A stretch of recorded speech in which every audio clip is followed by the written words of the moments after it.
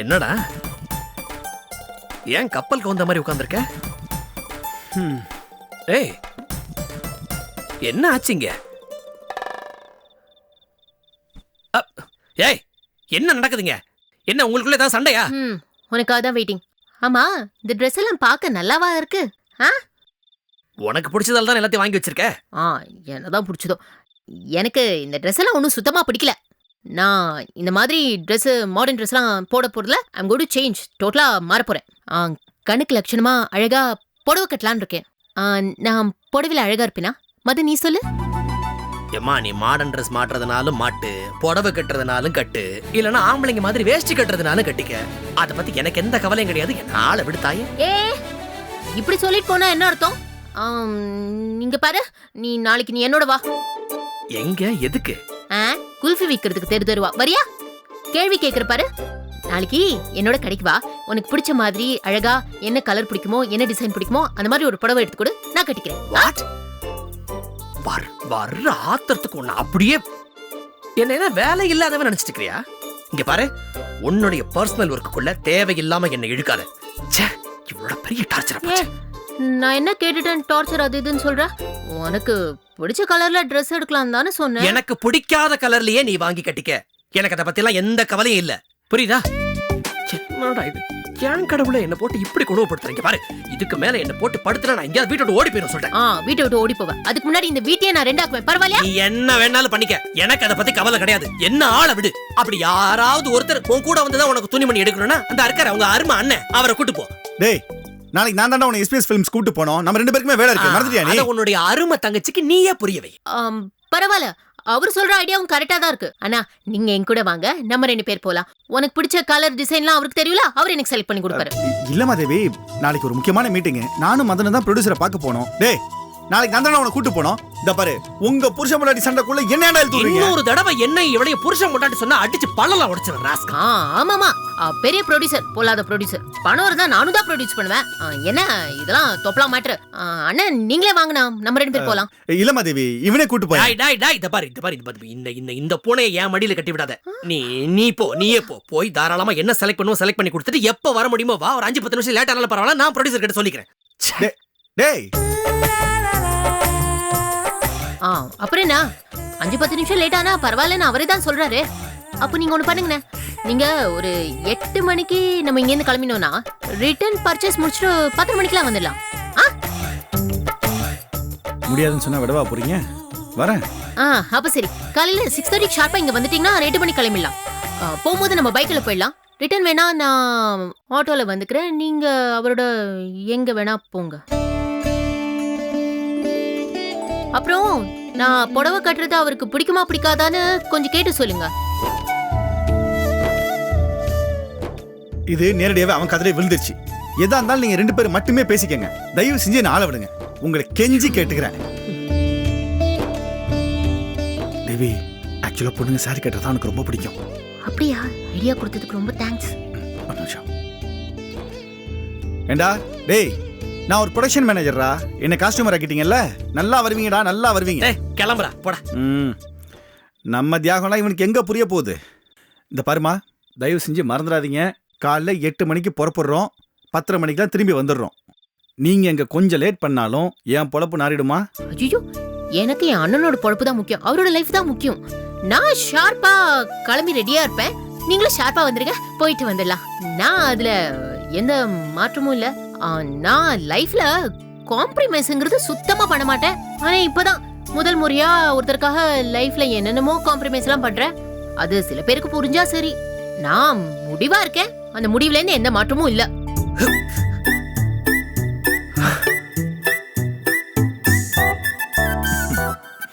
புரிஞ்சிருச்சு.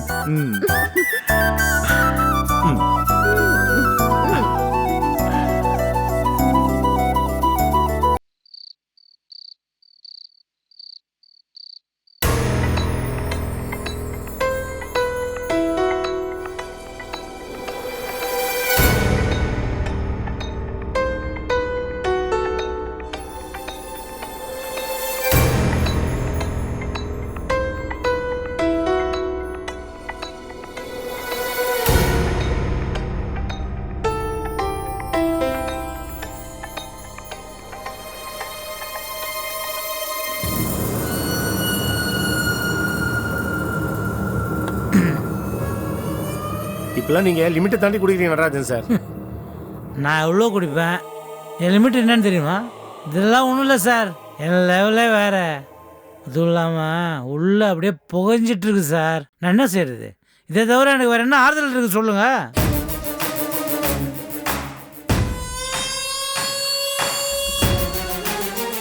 சார் இப்போ என்ன பண்ண முடியும்? ஒரு கட்டத்தில் நம்ம பிளான் பண்ண நடக்கலனா அடுத்த கட்டம் என்னன்னு தான் யோசிக்கணும்.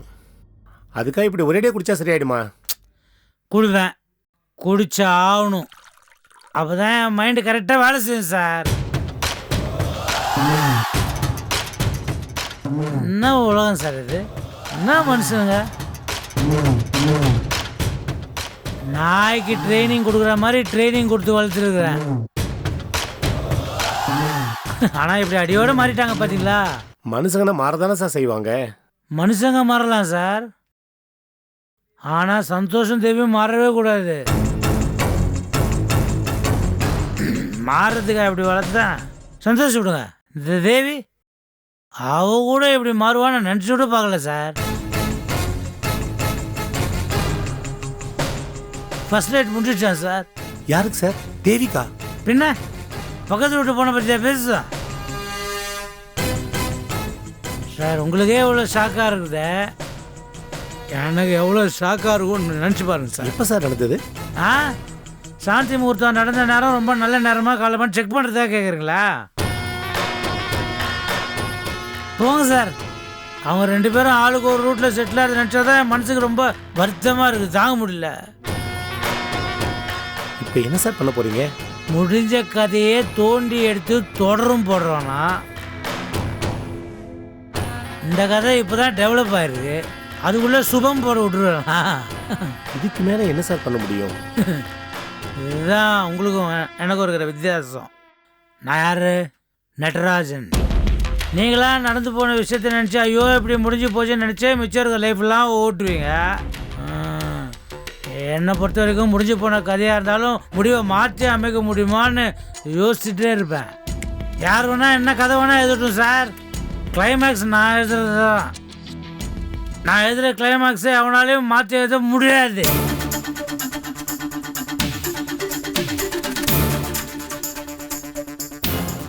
ரைட் சார், நீங்கள் நினச்ச மாதிரி எல்லாம் நடக்கட்டும். பேசுனதெல்லாம் போதும், பாக்கி நாளைக்கு பேசிக்கலாமே, விடுங்களேன். என்னை பார்த்தா உங்களுக்கு இடிச்சவன் மாதிரி தெரியுதா சார்? அப்படிலாம் எதுவும் இல்லை சார். தெரியும் சார், நீங்கள் என்ன அப்படி தான் நினைக்கிறீங்க. தப்பு இல்லை, தப்பே இல்லை. எப்படி தப்பு இல்லைன்னு சொல்கிறேன்னு கேட்குறீங்களா?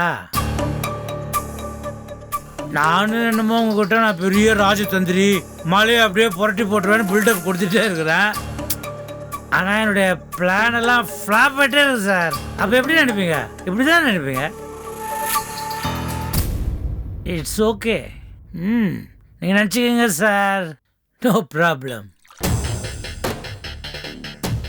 நீங்கள் நினைக்கிறதுல என்ன தப்பு? ஒரு தப்பு இல்லையே. நான் பெரிய பிஸ்தா பீட்டர்னா என்ன பண்ணணும்? உண்மையிலேயே சதிகாரனாக இருந்தால் என்ன பண்ணணும்? நாம் சதி பண்ணுறதுக்கு முதல் தகுதியே ரொம்ப பொறுமையாக இருக்கணும். ரொம்ப பொறுமையாக காயின் நகர்த்தணும், அதுவும் தப்பு இல்லாமல் நகர்த்தணும். அப்படியே தப்பு நடந்துட்டாலும் அப்படியே தப்பாயிட்டா அதை எப்படி சரி பண்ணணும்னு முன்னாலே யோசனை பண்ணி வச்சுக்கணும். ஆனால் நான் அப்படி பண்ணலையே. அப்போ நீங்கள் சொல்றது கரெக்ட் தானே? நான் எதுவும் சொல்லலையே சார். சார் சொல்லுங்க சார், நல்லா சொல்லுங்க, ஊர் பூரா தண்டோரா போட்டு சொல்லுங்க சார். உண்மையை தானே சொல்றீங்க, நோ ப்ராப்ளம். ஆனா நடந்து முடிஞ்ச பிறகு சொல்லுவீங்க பாருங்க, நடராஜன் சாதாரண ஆள் இல்லடா, அவன் சாணிக்குன்னு நீங்களே சொல்லுவீங்க, உங்க வாயாலே சொல்லுவீங்க. Okay sir. ஏய், இது யார்கிட்ட மிக்ஸ் பண்ணி வச்ச நீ? சார் நீங்க தான் சார் ஊற்றி வச்சிங்க. யார்? நான் நான் போதில் இருக்கேன், டெஸ்ட் பண்ணி பார்க்குறியா? நான்சென்ஸ். என்கிட்ட இந்த வேலையெல்லாம் வச்சுக்காத நாயுடு, ஒன்றுடும். இன்னைக்கு நான் ஐம் ஹாப்பி, இது போதும், இதுக்கு மேலே அடிக்கக்கூடாது. ஏய், இது போகலாமா? வரட்டுமா சார்? சார் கண்ணாடி சார். கண்ணாடி இல்லைன்னா உனக்கு தான் என் கண்ணு தெரியாது, பயங்கர புட்டின்னு எனக்கு தெரியுமே. சார் வழி இந்த பக்கம் சார். இங்கேயா? ஓகே வரேன். டேர்னிங் மிஸ் ஆயிடுச்சு. நாயுடு, என்ன சார்? என்னையா இருந்தாலும் வரவு இருந்தாலும் இப்படி பண்ணுறாரு? என் ஆஃபீஸை நிரந்தர பாராக்கிட்டு வர போல இருக்கு. ஆனால் உனக்கு குடிக்க எங்கே ஓடி வந்துடுறாரு? அதை விடுங்க சார். அவர் பேசுனதை கவனிச்சிங்களா? கிளைமேக்ஸை நான் தான் எழுதுவேன்னு சொன்னாரே, உண்மையிலேயே ஏதாவது பிளான் பண்ணி வச்சிருப்பாரோ? யோ நாயுடு, குடியாரம் பேச்சு விடிஞ்சா போச்சியா? அந்த எல்லாம் கையை விட்டு போயிடுச்சுன்னு ஆதங்கத்துல பேசுறாரு. அதை போய் நீங்க எதுவும் பெருசா பேசிட்டு இருக்கீங்க? இல்ல சார், அவர் கூட பழகினதை வச்சு சொல்றேன். நாம நினைக்கிற மாதிரி நடராஜன் சார் சாதாரண ஆள் கிடையாது. என்னவோ நடந்துகிட்டு தான் சார் இருக்கு. நம்ம கிட்ட சொல்லாம மறைக்கிறாருன்னு நினைக்கிறேன். இவ்வளவு போதலையும் மறைச்சா அந்த ஆள் பெரிய கேடியா தான் இருப்பாரு. எனக்கு தெரிஞ்சு அப்படிலாம் எதுவும் இருக்காது. மிஸ்டர் நாயுடு, சார் தோ வந்துட்டு சார். நான் வரேன் சார்.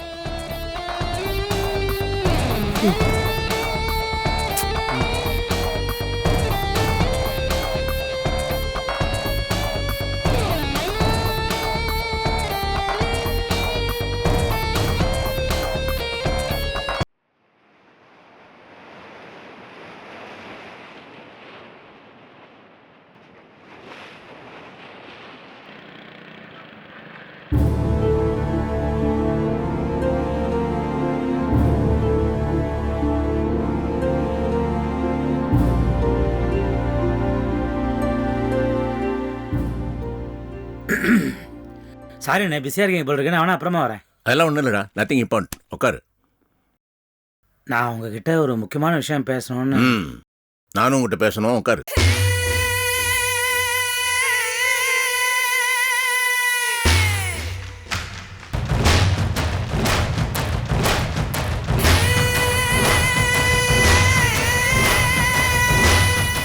ஏண்டா, உனக்கு ஏதும் பிரச்சனையா? அப்படிலாம் ஒன்றும் இல்லைண்ணே. இப்போ ஏண்டா நேற்று சாப்பிட்ற தட்டை எடுத்து விட்டறிஞ்ச? அது ஒரு சின்ன டென்ஷன்ண்ணே, அதான். நட்ராஜா, புருஷன் பொண்டாட்டி தகராறுல 3வது மனுஷன் தலையிடக்கூடாது. ஆனால் நான் 3வது மனுஷன் இல்லையே, உங்கள் அண்ணாடா. என்கிட்ட ஃப்ராங்கா சொல்லு, சிவகாமி கிட்ட ஏதாவது பிரச்சனையா? ஐயோ, அப்படிலாம் ஒன்றும் இல்லைண்ணே. டே, it's all right, I can understand. ஏதாவது ஸ்ட்ரெஸ் இருக்கும், டென்ஷன்லாம் இருக்கும், எரிச்சல்லாம் வரும், எல்லாம் புரிஞ்சது தான். பட் அதுக்காக உன்னோட கோபத்தை சாப்பாடு போடுற பொண்டாட்டி மேலே காமிப்பாங்களாடா? அன்னபூர்ணிடாவோ, அண்ணன் லக்ஷ்மி, அவகிட்ட அப்படியெல்லாம் நடந்துக்கூடாது, பாவம்.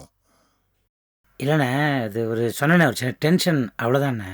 என்னடா டென்ஷன் என்கிட்ட சொல்ல? இது நம்ம தேவியை நினச்சி தானே. ஏன் தேவிக்கு என்ன, புருஷனோட சந்தோஷமா தானே இருக்கா? அவ நிஜமாவே சந்தோஷமா தான் இருக்கான்னு நீங்கள் நினைக்கிறீங்களா அண்ணே? என்னடா கேள்வி இது? சந்தோஷம் இல்லாமையா அந்த மாதிரி அசௌரியமான வீட்டில் அவ்வளோ நாள் இருக்காவா? அவளை பற்றி உனக்கு தெரியாது? அது 5 ஸ்டார் ஹோட்டலாக இருந்தாலும் சௌரியம் கொஞ்சம் குறைஞ்சாலும் தூக்கி போட்டு வெளில வரவா. அப்படி இருக்கிறவ அவ்வளோ நாள் அங்கேயே இருக்கான்னா சந்தோஷமா இருக்கான்னு தானே அர்த்தம். சந்தோஷமா இருக்கிற மாதிரி நடிக்கலாம் இல்லையா நம்மக்கிட்ட? யாரு, தேவியா? அவ என்னைக்கிடா மற்றவங்களுக்காக வாழ்ந்திருக்கா? அவளுக்காகத்தான் வாழ்வா. அவ சந்தோஷம் தான் அவளுக்கு முக்கியம். அவளுக்கு பிடிக்காட்ட எதையுமே டாலரேட் பண்ண மாட்டாவோ. அப்படிலாம் நம்ம ஒரேடியாக முடிவு பண்ண முடியாதுண்ணே. அந்த வீட்டில் அவள் என்னெல்லாம் கஷ்டப்படுறான்றதை நினச்சி பார்க்கும்போது என்னால் வீட்டில் நிம்மதியாக தூங்க கூட முடியலண்ணே. இதான் உன் பிரச்சனை என்ன ராஜா? ஏண்டா, பிறந்த வீட்டு விட்டுட்டு புகுந்த வீட்டுக்கு போகாமல் இருக்க முடியுமா கல்யாணம் பண்ண பொண்ணு? நீ அளவுக்கு மீறி பாசம் வச்சுட்டடா, அதான் உனக்கு இந்த டென்ஷன்லாம் வருது. அவள் எங்கடா இருக்கா? கட்டின புருஷனோட தானடா இருக்கா. உங்களுக்கு என்ன ஈஸியாக சொல்லிட்டீங்கண்ணே. அந்த வீட்டை பார்த்துருக்கீங்கல்ல, வீடா அது பேய் வீடு மாதிரி. பெயிண்ட் அடிச்சே ஒரு 50 வருஷத்துக்கு மேலே ஆயிருக்கும் போல் இருக்கு. ஏசி இல்லை, சரி ஏசி இல்லை பரவாயில்ல, பாத்ரூம் கூட சரியா இல்லைண்ணே. Natraja, I understand, but what to do? அவளோட புருஷன் அங்கே தானே இருக்கான். ஏன் அவர் அந்த வீட்டில் தான் இருப்பாராமா? நம்ம வீட்டில் வந்து இருக்க மாட்டாராமா? Natraja, you are forgetting. அவங்க நம்ம வீட்டில் இருந்தப்போ என்னெல்லாம் அசம்பாவிதம் நடந்து உனக்கு தெரியுமில்ல? அப்படியே தேவி சரின்னாலும் மதன் எப்படிடா வருவான்? அதனால அவங்க 2 பேரையும் எப்படியோ போட்டோன்னு நம்ம விட்டுற முடியுமாண்ணே? சரி, இப்போ என்ன பண்ணுங்கிற? அவங்க 2 பேரையும் நம்ம வீட்டுக்கு கூட்டு வந்துடலாண்ணே. Natraja, you are not following me. அங்க இருக்கிற அசௌகரியங்கள்லாம் புரிஞ்சுக்கிட்டு அவங்க வாழ கத்துக்கிட்டாதான் கஷ்டம்னா என்னன்னு தெரியும், வாழ்க்கைனா என்னன்னு தெரியும் நான் நினைக்கிறேன். நீ அவன் மேல கண்மூடித்தனமா பாசம் வச்சிருக்க. அவ வாழ்க்கையை கத்துக்காட்டாலும் பரவாயில்ல, கஷ்டப்படக்கூடாதுங்கிற. ஆனா அவங்க அங்க தனியா இருக்கிறதா நல்லதுன்னு எனக்கு படுது. டேய் டேய், மனசு விட்டுறாதடா. சரிடா, போடா, போய் உன் திருப்திக்கு அவங்கள வீட்டுக்கு வர சொல்லு. ஆனா ஒண்ணு, வந்தா அவ மதனோட வரணும், தனியா வரக்கூடாது, புரியுதா? சரிண்ணே, இருந்தாலும் நீங்களும் ஒரு தடவை தேவி கிட்ட நோ வே. பேசி. Nothing doing, don't happen. ஏதோ நீ இவ்வளவு தூரம் வருத்தப்படுறேங்கிறதுக்காக போய் கூப்பிடுன்னு சொன்னேன்னு ஒழிய நான் அவளை ஒரு காலம் கூப்பிட முடியாது. நோ. சரிண்ணே, அவங்க 2 பேரும் அழைச்சிட்டு வரத்துக்கு நான் முயற்சி பண்ணுறேன்.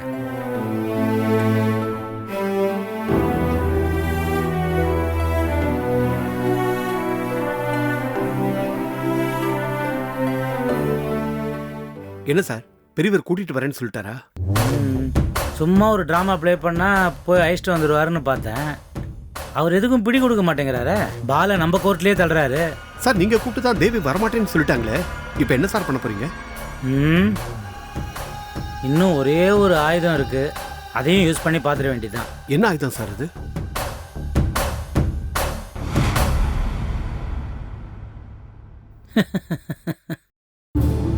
அதாங்க, போனஸ் வேணா ஒரு 2% சேர்த்து கொடுக்குறோம். ஆனா இன்கிரிமெண்ட் வழக்கம் போல 5% தானே கிளியரா சொல்லிடுங்க. அவங்க 10%லாம் கேட்கறது நியாயமே இல்ல. 5% தான் இன்கிரிமெண்ட்ங்கிறது அக்ரிமெண்ட்லயே இருக்கு. அவங்க கேட்கறதுக்கு மேல போனஸ் வேணா கொடுக்கலாம். குட். லேபரர்ஸ் மீட்டிங் கூட பாரதி பாயிண்ட் எடுத்து கொடுக்குறா போல் இருக்கு. It's very good. Yeah, she's damn intelligent, you know. So what I thought is, rather அவங்க கூட டிஸ்கஸ் பண்ணுறதுக்கு முன்னாடி I would discuss with her. ஏன்னா அவங்க கூட பேசுறதுக்கு முன்னாடி நம்ம பேசி ஒரு கன்க்ளூஷனுக்கு வந்துட்டோம்னா it would be easy, no? என்ன நீங்கள் திடீர்னு நீங்கள் என்ன பக்கம் வந்தீங்களா, என்ன பாரதி பக்கம் வந்தீங்களா? 2 பேரையும் பார்த்து பேசிட்டு போகலாம் தான் வந்திருக்கேன். ஓ, அப்போ கண்டிப்பாக அது ஒரு முக்கியமான விஷயமா தான் இருக்கும். Was that? ரொம்ப ரொம்ப முக்கியமான விஷயந்தான். நீங்கள் 2 பேரும் உடனடியாக போய் தேவியையும் அவ புருஷனையும் நம்ம வீட்டுக்கு அழைச்சிட்டு வந்துடுங்க. ஓகேயா?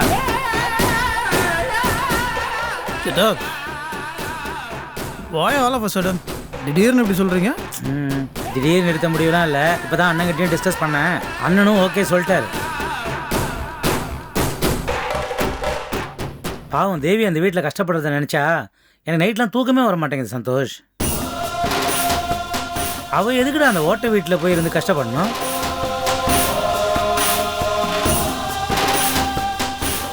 அவள் என்ன பிச்சைக்காரியா? அவள் கோடீஸ்வரிடா.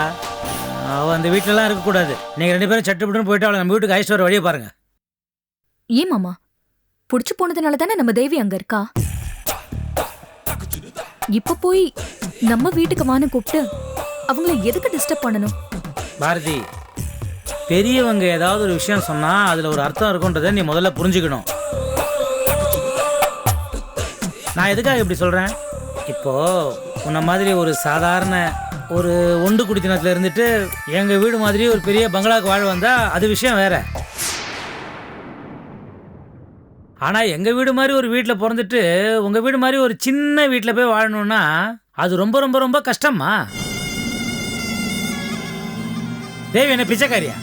அவ பிறந்ததுலேருந்தே கோடீஸ்வரி, அது தெரியும்ல. மாமா, அவ கோடீஸ்வரியா இருக்கிறது முக்கியமா இல்ல சந்தோஷமா இருக்கிறது முக்கியமா? சித்தாப்ஸ், she's got a valid point. என்னடா வேலிட் பாயிண்ட்? கூட பிறந்த தங்கச்சி எலி வலை மாதிரி ஒரு வீட்டில் இருந்து கஷ்டப்படுறா, அது உனக்கு தப்பா படல. உன் பொண்டாட்டி சொல்றது உனக்கு வேலிட் பாயிண்டா தெரியுதா?